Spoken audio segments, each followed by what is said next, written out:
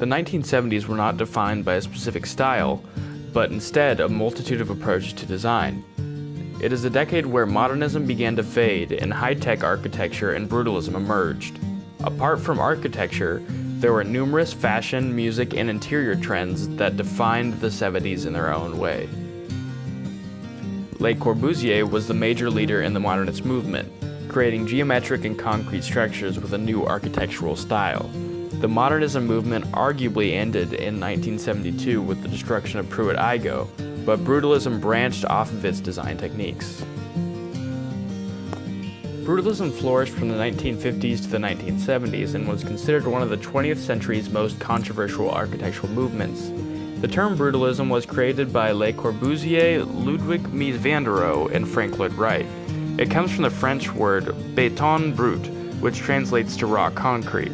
The first architects to apply brutalism to their design were English architects Peter and Alison Smithson in 1954. Brutalist buildings generally have bulky, repetitive, angular geometries and were usually designed to be low-cost housing and government buildings. Brutalist-style buildings were most popular in urban areas due to the affordability and durability. Some have described this architectural style to be ugly, unloved, or even hated, which is clear today because many buildings that display brutalist characteristics are now being demolished. The Buffalo City Court building and Robin Hood Gardens are examples of brutalist-style buildings that remain standing today. Robin Hood Gardens was one of the first buildings to demonstrate the architectural style of New Brutalism. This building was Peter and Alison Smithson's attempt to create a new form of social housing in popular London. It was designed in the late 60s and built from panels of precast concrete and consists of two horizontal structures, one 10 stories and one 7 stories tall. The Buffalo City Court building began construction in 1971 and was completed in 1974. This structure is made up of large concrete panels that surround tall, narrow windows. This concrete structure branches off of Corbusier's original style of modernism and became more popular with building materials throughout the brutalism movement. This building is a more aesthetic example of brutalism rather than an open window plan. Another interesting 70s development in design was high-tech architecture. High-tech architecture emerged in the 1970s but wasn't defined until Joan Cronin and Susan Slezan's book, High Tech, the industrial style and source book for the home. Others described high-tech architecture as a revamped form of modernism, for it was the bridge between modernism and postmodernism. With high-tech architecture, most commonly the material of choice is steel, which can be seen in the examples following. Along with the material of steel, a lot of buildings with this type of architecture displayed the building's technical and functional components. The biggest characteristic, however, of high-tech architecture are the glass walls and steel frames. There are numerous buildings with this style of architecture to depict what high-tech architecture is.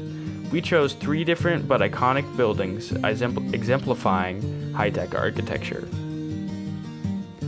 Many of you may be familiar with the Sears Tower in Chicago, Illinois.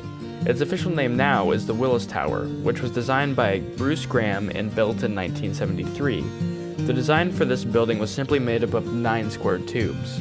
This style helped them maximize spaces within the building. All tubes rise up to the 50th floor, and then the northwest and southeast tubes end. Continuing up to the 66th floor, the northeast and southwest tubes end. Even farther up at the 90th floor, the north, east, and south tubes end. Finally, the center tubes continue all the way up to the 108th floor. The Willis Tower was designed structurally efficient and economic. The next example is referred to as the genuine icon of the high-tech movement. The Hopkins House, designed by Michael Hopkins and Partners, was built in 1976 in London. This house won a few awards like the RIBA Award for Architecture in 1977 and the Civic Trust Award in 1979. This design highlighted the structure of a 2-story steel box that combined engineering and prefabricated lightweight construction. Hopkins himself wanted the space to be a machine for both living and working in. Lastly, for the examples of high-tech architecture, the Pompidou Center by Renzo Piano and Richard Rogers is the epitome of what high-tech architecture is.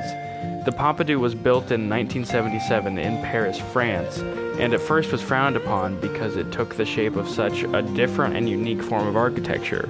All the different functional and structural elements of the Pompidou are color-coded. Green pipes for plumbing, Blue pipes serve as the climate control elements. For circulation and safety features, these pipes are all red. And lastly, yellow pipes are electrical. This design then led Rogers' reputation of a high-tech iconoclast, and also later allowed him to be awarded the Pritzker Prize in 2007. Additionally to architecture, there was a lot going on as far as 70s pop culture goes. The 70s were a time of unrest and a look back at the notion of self, when counterculture was prevalent and even kitsch was a departure from the utopian ideals of the 60s. The decade produced trends that included shag carpets so thick that you had to rake it, and music that reflected society's gripes toward war and the establishment in general.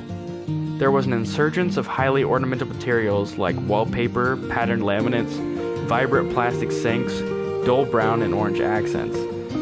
In this decade of unrest and unfulfillment, people also retreated harder than ever to the television set.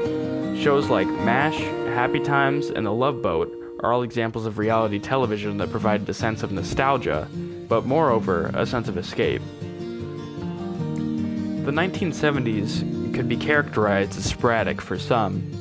The variety of different movements involved could be perceived as disconnected, but now, researchers can see some overarching themes that show that generally people were fed up with the previous way of doing things.